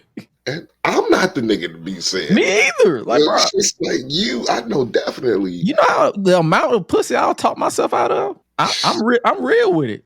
At least I own it. Some of these niggas just be so delusional, and it's crazy. I just be like, no. How dare you? Like, I feel offended for the women. Dog, and I seriously do sometimes, because like at one point in time, I was reading my homegirls' DMs in wrestling, like my homegirls in wrestling, I was reading their DMs in spaces. Mm-hmm. These niggas is extra horny. For no reason. Like, dog, you scaring the bitches. Motherfucker, you scaring me. Like, what made you think that since she said Cody Rhodes is a great person, you can get in her DMs and be like, oh, so you like wrestling? How about I show you some moves in your bed? Bro, shut the fuck up. You're scaring the pretty ones. And no wonder when I go to wrestling shows, women flirt with you because you don't look like one of them. You don't look like the weird dudes. And you don't act like them either. And you actually bathe. Mm-hmm. And you wear cologne. That's how they know it's a difference. Because you bathe and wore cologne. Dog, I went to AEW show, and before I turned the corner, I smelled somebody 30 feet away from me. Dog, like, my man, my guy. Soap is your friend. And you're probably the most misogynistic person here. Smelling like the audacity. Audacity with a sprinkle of bullshit. Dog, I just don't get it. Like, y'all be like, bro, like, I literally go to these conventions. I went to one wrestling convention in Detroit. I went to WrestleCon, and the amount of wrinkled shirts where it was just looking like this because they literally slept in that shit was atrocious. I'm like, nigga, at least iron the.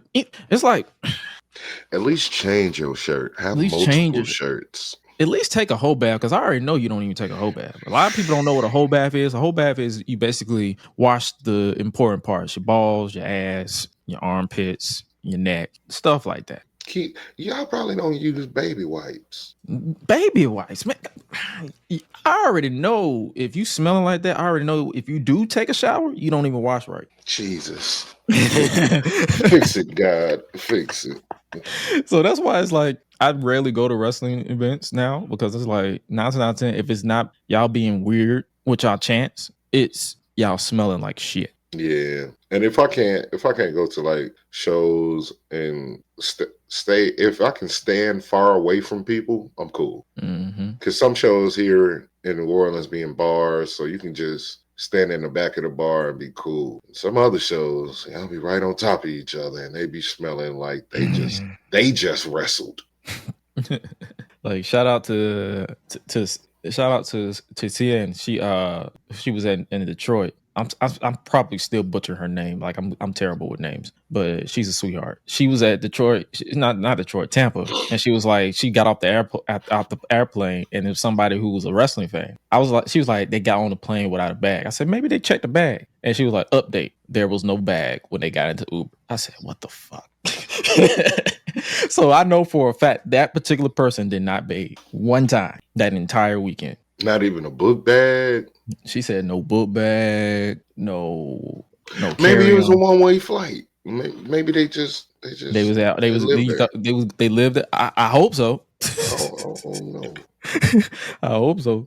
Because sometimes when I fly back home, I don't bring a lot of stuff, so I might have a little book bag. Because I know when I go to my parents' house or my little brother's house, I got stuff left over there. Yeah, like. Yeah, usually if I'm with my brother, I go with a duffel bag, unless I'm coming from another city and then I'm coming with a suitcase. But yeah, I just got my little roller board and I check it most of the time because you know. Oh yeah, for sure. Like I always have a check bag because I'm like I'm tired. Yeah, and I don't want to drag it through unless I got a short connection. If I got a short connection with like 30 minutes, yeah, I'm gonna have to bring my bag with me. But most of the time, I just check it and then go to the private lounge and get drunk. It's easier to stumble with a book bag than it is with a suitcase, baby.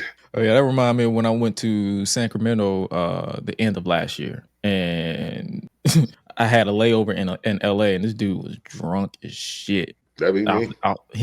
He was like stumbling all over the place. I'm like, bro, please don't fall. I'm like, please don't fall. Soon as he walked on his suitcase, that dude went face first into the floor. I'm like, shit. And I think he was supposed to get on the plane with us, but they didn't let him on the plane because I believe it was a full flight and he was supposed to sit next to me because there was nobody next to me. Everybody had somebody sitting next to them but me. So I'm pretty sure it was him. But that shit. So if I do drink, I make sure I got a limit. I don't get shit faced, but I just be like drunk enough to go to sleep, especially if it's a long flight. Like an 8-hour flight, like from DC to Sacramento, it was like a 7-hour flight. I couldn't do that. No, I'm gonna need to come down. If I ain't in first class, we normally do what I call is ghetto first class. Mm-hmm. It's sitting in the emergency exit. So because it's longer. You got a lot of leg room and stuff like that. And then if you really bold, you can just lay down on the ground. If you really just out here bad. But yeah, I gotta land. I can't be up there that long. Like 3-4 hours is too long for me. So would you be able to fly to like Japan? Yeah, they got drugs, right? They got drugs to make you sleep most of the flight. Yeah, you probably have to take it, but I don't think they'll let certain drugs in the country. Oh yeah, I'm not risking it. I'd be a miserable person enjoying Japan. Soon as I land, where the weed at, dog? Oh, we can't do weed here. Well, fuck, I'm in the wrong country. Well, to Jamaica I go. Oh. I've been needing to see my godmother for years now. Let me go ahead and go. Because my brother went for his wedding. He said when he landed, some dude tried to sell him an ounce of weed for $10. That's it. That nigga said he was rolling blunts and just taking 2-3 hits and throwing them in the ocean. I was like, nigga, you are weird. I would have been smoking all that shit. So he was taking the hit and then just throwing it in the ocean. Just throwing it in the ocean. That's just wasting weed, bro. He had to waste it. I would have wasted that shit in my lungs. I ain't Exactly. Like nigga, waste it in your inside of you. Like, dude, come on now. right. That's why I'm always interested in finding out what wrestlers smoke. Or at least the strain. Like, yeah. Those the wrestlers I want to hang out with. Who trying to get high? That's why I be trying to like see like what after party they be got for like after these like SummerSlam or WrestleMania events. Yeah. So that's why I told my boy, I told Dwayne, I was like, bro, when we go to Philly, let's catch a flight out like that afternoon, that night after the event. So that way we can stay out and go to these after parties. Yeah, until I bought a one way. I'm trying to figure out when I'm coming back now. Yeah. I was like, I didn't know if I was going to stay for Mania. I was just going to be there for Wale Mania, fly in Wednesday and probably leave Sunday. And leave Sunday in enough time to be at my house to watch night 2. So first thing, pretty much. Yeah, I'm out of there. Fuck is you talking about? Shit. Or first thing Monday morning. First thing smoking out of Philly. I'm gone. You're not staying for the Raw after Mania for what? No. I'm not buying that ticket. I can watch it on TV. You foreigners can have that Raw. I'm good. Oh yeah, because people do be flying in and out from overseas for that. Yeah, they come for that. They come for that. So I'm cool. Y'all can have it. I could be at home smoking a blunt, watching that on Spaces, talking to my niggas about the dumb shit that just happened that weekend. Because if you don't go to WrestleMania and you got like a wrestling crew and they go to these shows, you're bored the entire time that they're gone. Because last year at WrestleMania, I was like, damn, I ain't even got no niggas to talk to right now. They all at Mania. It's gonna be I feel like that's why I try to make a that's why I try to make friends that they watch wrestling, but they know how to have a good time outside of that shit. Mm-hmm. So they be like, okay, we'll peep it, but if it's boring, we got something else going on. So that's my goal. That's always been my goal, because it's like if wrestling is that type of thing that's all you talk about, kudos to you, but it's just not my type of party. Like I have a cutoff date. I turn Wrestle Talk on, like my wrestling talk starts when the show starts, maybe a little bit afterwards because I have thoughts, but after a while I got to turn that shit off. I got to talk about something else. That's why we incorporated football talk into this podcast, because I'm like, hey, we got to talk about something else. I'm sorry, I know y'all here to hear me talk about wrestling, but I'm finna talk about something else. Right. And so far we've been getting good positive reviews on that, because they love the way we talk about it. Like we just vent basically. It's like, hey big dog, I can't talk about dudes in tights grabbing each other all day, dog. This, as Seahawk would say, how about you go get you some bitches? Just go get you some bitches, big dog. Like, do something. Like, go outside, touch sand, go do something. Go lift a dumbbell. I got 2 in the back. When I'm done with these recordings, I literally go pump some iron real quick just to as soon as we're done, I'm finna go stretch and get on the Peloton. That's what I'm saying. Like, do something. Shit. And then I'm finna be useless for the rest of the day, because I gotta see if I can take Josh Allen to the Super Bowl now. Mm-hmm. Speaking of the Super Bowl, because we're gonna talk about it on the main show. We definitely gonna get you on the main show. I'm with it. Like who do you got winning the Super Bowl this year? That .5er Pat Mahomes.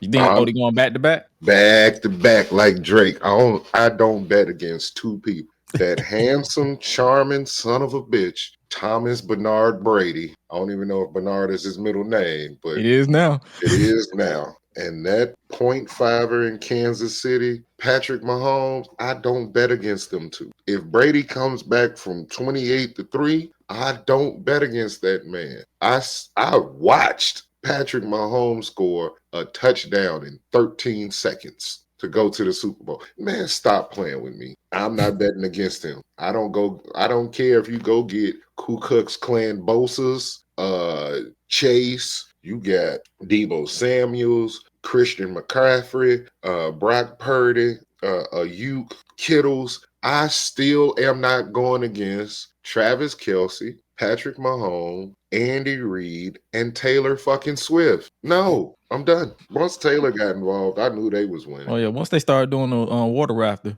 dance, I already knew because they ain't no swag and surf. That was water rafter. That was the swagless surfing I've ever witnessed. That's what I'm saying. That was the white water rafting, brother. Dumbass Jackson Mahomes up there. Jackson is a disgrace to the family.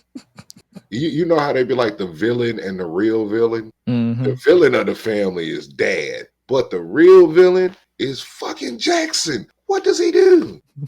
Besides enjoy stuff that Vince McMahon enjoys. Like, dog, why are you here? Why are you here? What is your Go purpose? find your dad. Where's your daddy at? Your daddy is the most entertaining person in y'all family. Because he be smoking. By the time that I like watching him in the beginning of the game, like in the pregame and then the post game. Because in the post game, he be fucked up. We smoking on that special blend, that Lamar pack. I fell out. That man is hilarious. He is hilarious. He's everything Lamar Ball wants to be. Mm-hmm. I enjoy them. I enjoy the Kelseys, like the Kelsey brothers. I watch they pod. I love Jason Kelsey. Oh yeah, for sure. I want to hang out with Jason Kelsey. I don't really drink beer, but I drink beer with that man. If I say you and my brother loves beer. If he don't drink nothing else, he drink a beer. He takes shots, but he like I need a Heineken. No, He a war vet, so that makes sense. Depends on where we at. As soon as I saw him drink a Heineken, I'm like, yeah, you're a war vet, so you obsessing with beer makes sense. And he probably gonna whoop my ass for saying this, but it is what it is. Beer just makes me feel full. I used to drink tequila like it was apple juice, and I used to drink beer like it was orange juice, like it was just going down. Tequila, Sprite, and a splash of pineapple. That's the Sloan Kettering. Tastes amazing. It sneak up on you. By like the fourth one, you like, hey. But before we get up out here, what's your go-to game, video game? Because you say you play video games on the side. What's your go-to? For a while, it was Madden. I mean, not Madden. It was Call of Duty because I got pretty good online to where I was getting like 60, 70 kills in a game. Then the new one came out, and I really ain't been playing that. So right now, my go-to game is it was Hogwarts. I still haven't played that. I gotta play that. It was good. That was a good game. But you'll find me coming back to the Division 2.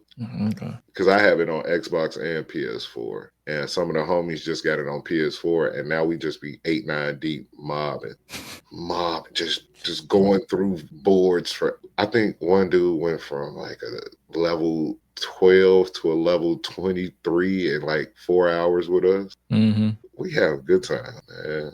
People are like, you should stream. I'm like, can I smoke? Yeah, sometimes they be tripping on that shit where you be smoking on the air. So it's like TikTok won't let you smoke. I'm like, damn, dog, that's my brand. Literally, I'm a weed head. What am I supposed to do now? Well, it's like I'm barely home. Every time I load up my PS4, it'd be like update. I'm like, God damn. I'm getting to the point where I know if I'm leaving the house for a week, I'm bringing my PS4. I'd be like, well, goddamn, now I got to wait a whole 30 minutes to an hour just for it to update. I'm like, well, shit, I can't play. It's coming with me. All my games are saved on my hard drive, my wireless hard drive, because I got a external hard drive that I just got for the computer, and I just plug it up to my PS4, and everything's saved on there. Oh, dope. Yeah, because I'm trying to. I'm gonna get a PS5, but I'm gonna wait till I upgrade my TV because my TV is still 1080p. So that's the thing. I ain't ate enough ass to get a PS5. I think I gotta eat a little more ass from my wife to get a PS5, and maybe it might happen after we get her. We went out of town, went to her friend's house, and they got an 85-inch flat screen in their basement. And we just bought a TV. We caught a smooth little deal on Black Friday, got a little 55-inch for like $180. And she was like, we went to my boy crib, and the TV was big as shit and beautiful. He was like, yeah, I got a deal on them. If y'all want one, let me know. My wife was like, yes. we need a bigger TV. I was like, we just bought a TV. She was like, but we need a bigger TV. You can put this TV in the guest room upstairs. And I was like, first of all, the TV in the living room is going right to the kitchen table. And that's going to be my new video game TV. What do you mean? The TV that's my current video game TV is going in that little room. I'm like, what are you talking about? She was like, well, okay. Well, it doesn't matter. So now we finna get another TV. Because this TV is going to likely go into the kitchen. We got an open floor plan. So. That's what I'm saying, me too. So that's what I'm saying. This is going to go in the kitchen. It's probably like a 35, 25 TV, but it's clear. Give me a bigger TV. I might mount that shit right here. I hate mountain stuff. It's like I might because all I gotta do is move my board over a little bit and just mount that bitch right there. It's just an open wall, so just mount that bitch right there, and then mount like a little shelf right over and put my game system right there, and boom.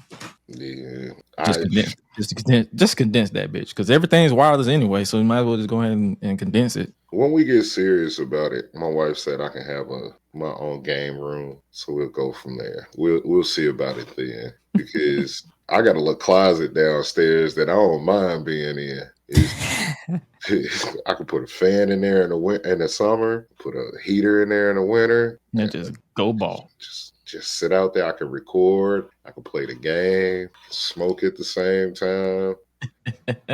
And then that's when I would get into doing streaming and stuff. But right now, don't nobody want to see no middle-aged man cussing out kids on the internet. Because I'm vicious. I am vicious in Call of Duty. Because them kids get to talking. I'm like, that's why your mom got an OnlyFans that's got a discount. And that's exactly what happens. Silence. And then you'll hear some grown dude dying laughing in the background, like, yo, you bogus. Why you tell that kid that?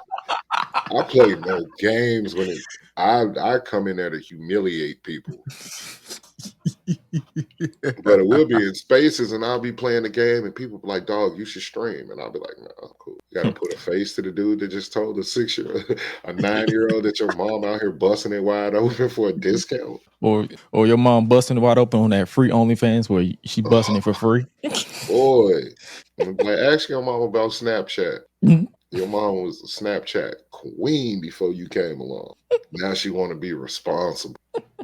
Nigga, all that niggas had to do was sign up to see your mama naked.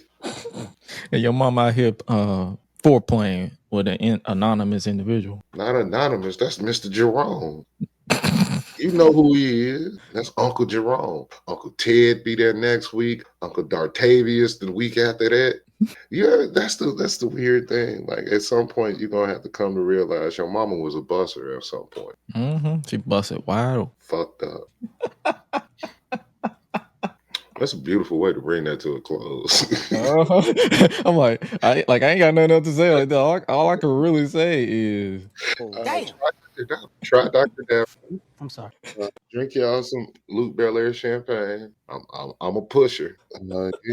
Shout out to 710 Labs, Grow Gang Inc., Sexual Chocolate Factory, Jail Blasters. Shit. Yeah, nigga, that's 5 multi-million-dollar companies that like your boy. Mm-hmm. Where else can people find you on social media outside of Twitter? TikTok, Instagram, and Twitter is all the same thing. Sucio Sloan 217. Drink water, smoke reefer, wash your ass, mind your business. Stop scaring the hoes. Stop scaring the hoes. Don't let them take your butt unless you want to. Let them take your butt. Wear a condom. Fat women love you the best. This is true. Don't eat yellow snow. If it's too good to be true, it's not good. And crying on camera is stupid. Yeah. I bid y'all adieu. And yeah, that being said, you can follow yours truly at It's Gresh on Twitter. Had to get a new app because the old app was tainted. But it's the same everywhere else. Josh Gresham ORG, Twitter, Instagram. You can support the podcast at Gresh Unleashed Pod on YouTube. Support the main crew. We definitely gonna get Sloan back here on the main show. We here live every Tuesday, 10:15 p.m. Eastern Standard Time, unless stated otherwise. It's always a vibe. We just had Ruthless Lala on recently. That's my sister. I had to go find her in New York when I was up there. Tiberius, I'm gonna fuck you up, nigga. Big ass nigga trying to be Obafemi. Big ass niggas with candlestick legs. You a strong crackhead. Right, just up top strong. You jail swole, nigga. I want you, and I need you. I'm gonna beat his ass. That nigga lip hang over his whole chin. You can tell he used to suck his. You can tell he used to suck his thumb as a baby. Man, we gonna get up out of here. But yeah, we definitely gonna bring him back. Make sure you guys support the show. Support him, man, because he's up next. He is up next. He don't believe it, but hey, man, I believe it most days. It's just I be too high to like get excited about it. But yo, man, make sure you keep it locked here. Make sure you keep it locked on Sucio Boys. Make sure you check out all of them. Jermaine, check out Keys, check out all of them, bro. They are Marty, 7-time Grammy nominated songwriter. Ahan, we definitely gonna get all the motherfuckers on here. Dope ass designer who's putting out dope jerseys with paint. Of course, Drelax, the man that brother, he can finesse his way into anything. And the squad just goes, man. All my guys, we go hunt and bring back food to the table so we all can eat. Facts. And with that being said, make sure you guys keep it locked on and really keep it true to yourself out here in these streets. Because it's like, bro, like he said, stop scaring people, stop being weird. Just be yourself, be true to yourself, and just be humble. In the words of Mama Gresh, stay true to yourself and you won't be alone forever. And with that being said, you guys stay safe out here in these streets and remember to always eat, sleep, flex, and repeat. We out. Y'all be breezy.